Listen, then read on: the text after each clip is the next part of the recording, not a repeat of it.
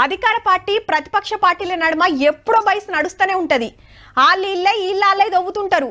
మీరింత తిన్నారంటే మీరంత తిన్నారని ఎత్తేసుకుంటారు. ఇక ఓట్లు వచ్చానంటే ఇంకింత రువ్వడు ఉంటది రెండు పార్టీల నడుమ. హగో అచ్చం అట్లనే నడుస్తుంది దేశ రాజధాని ఢిల్లీలా.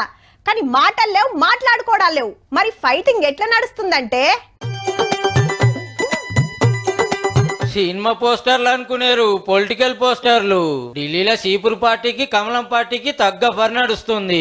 ఓటర్ లిస్ట్ లో స్కామ్ చేసిర్రు. చాలా మంది కొత్తోళ్ళ పేర్లున్నాయి. మళ్ళా ఏజ్ సుధా 40 ఏళ్ళకెళ్ళి 80 ఏళ్ళు అందరి అడ్రస్లు సేమే ఉన్నాయని అప్పట్లో సూపర్ హిట్ అయిన స్కామ్ సినిమా పోస్టర్ ను మార్పింగ్ చేసి కేజ్రీవాల్ సార్ ఫోటో పెట్టి పబ్లిక్ లకి ఇడిచిండ్రు బీజేపీ వాళ్ళు.